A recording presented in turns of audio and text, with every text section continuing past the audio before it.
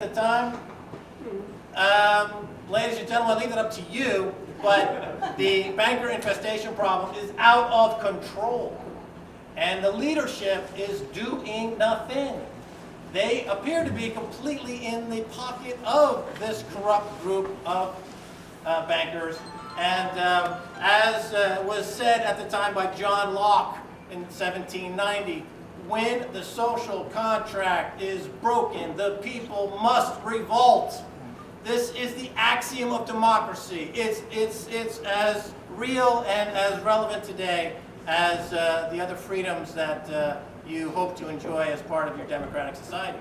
And this, to me, is a period in history when the social contract, as we understand it, has been shattered.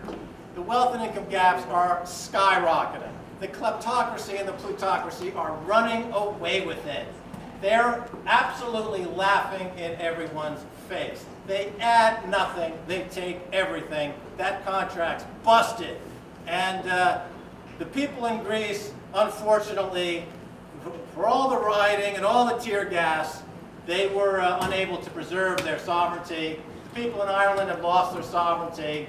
The people of Portugal will lose their sovereignty. People of Italy, they've got 2,400 tons of gold. That makes them extremely vulnerable to these people. They're on the chopping block. They'll lose their sovereignty. People of the United States, are you about to lose your sovereignty?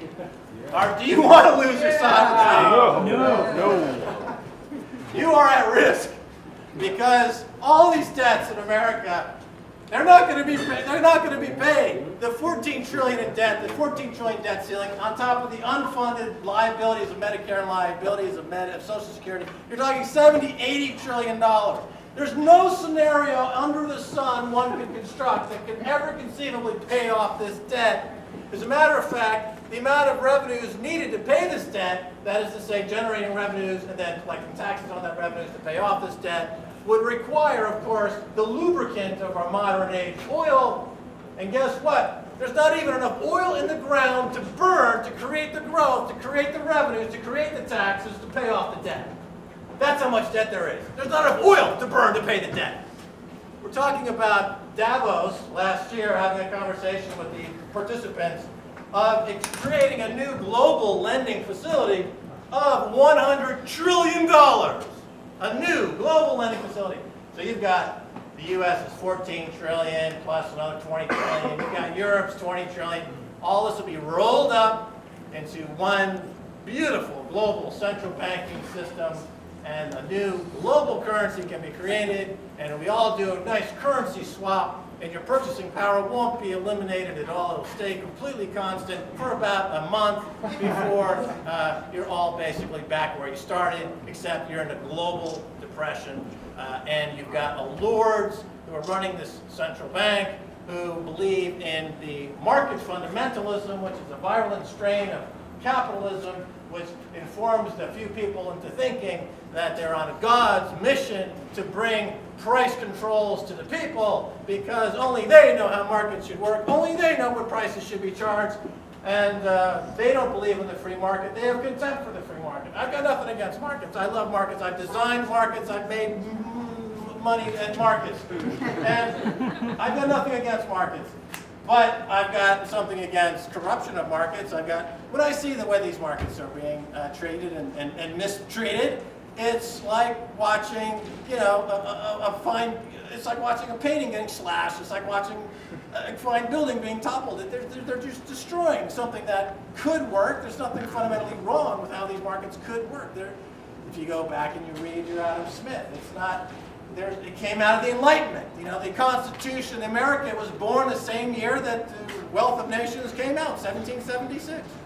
And this was potentially a great marriage of markets and democracy. But somewhere along the line, it got co-opted. It got taken over. It got taken over by bankers who, after Paul Volcker left the Federal Reserve Bank, you had this 25-year bull market in bonds, which allowed for enormous fraud to take place, but the fraud never had to be realized or accounted for because you could simply repackage those bonds, extend the maturity, roll them out further, what we say today, extend and pretend.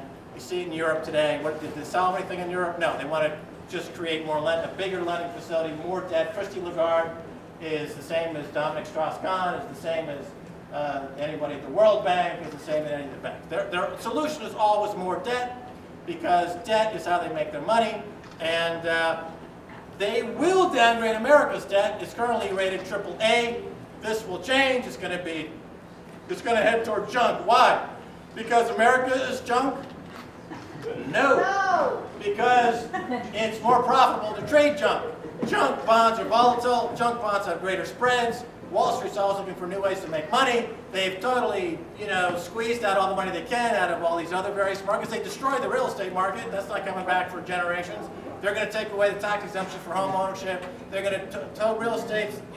It's not going to come back in any way that we thought that it would or is. So they're looking for new markets.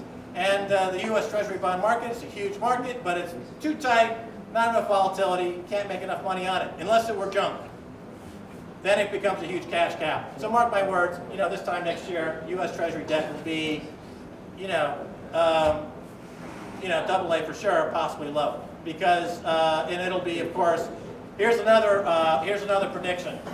This debt ceiling debate with Barack Obama, of course, they're talking about a big loser being the Pentagon.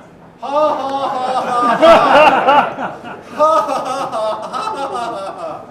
Yeah, right. The Pentagon is going to have their budgets cut. Right. Okay. So, how many in this? So, well, we're see. We're coming up on an important anniversary on September 11th. Let's see. False flag, maybe. Anything to get, the importance of that military budget stroking again. So we're going to see something in the very near future.